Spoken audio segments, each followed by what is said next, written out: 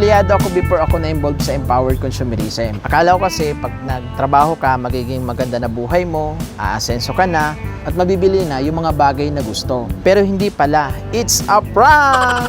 Kasi 4 years pa ako nagtrabaho. Sa 4 years kong pagtatrabaho, halos walang nangyayari. Alam mo yung araw-araw pumapasok, maaga gumigising, pero pagdating ng sahuran, bitin pa rin. Nakakapag-ipon naman ako, pero payslip nga lang at saka uniform. Tsaka meron pa, eye bag. Kaya nakita ko tong opportunity na to, nag-join kaagad ako. Sabi ko, dito na mababago ang buhay ko. Ginawa ko ang negosyo part-time. After 1 month, nag-decide ako gawin ang negosyo full-time. In my first 3 years doing the business, sobrang saya ko kasi na-awardan po ako.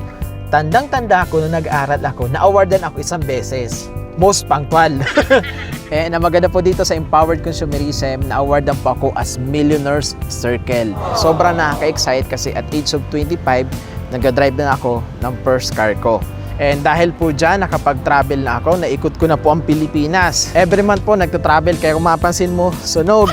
Nakapunta na ako ng Hong Kong, Macau, Cambodia, Vietnam, and Thailand. And after nitong pandemic, so may schedule uli ako ng travel sa Korea at sa Dubai. So sobrang nakaka-excite. Last week lang, nabili ko po yung 3rd car ko. Ito po, Ford Ranger truck. Sobrang laki, sobrang nakakapogi po talaga.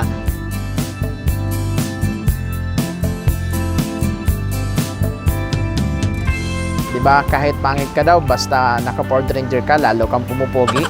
Sobrang thankful sa Empowered Consumerism and sa buong ECI1 sa ganda ng sistema programa and sa ating mentor, si Mentor Saro. Thank you so much.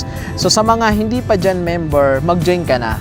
Eto na, binigyan ka na ng opportunity, binigyan ka na ng chance para kumita ng malaking pera, para mabago buhay, i-grab mo na. At sa mga member na, since member ka na, seryosohin mo negosyo kasi pag sineryoso mo to, seryosong resulta ang ibibigay sa'yo. This is Coach Rich Belga. Thank you and happy business day.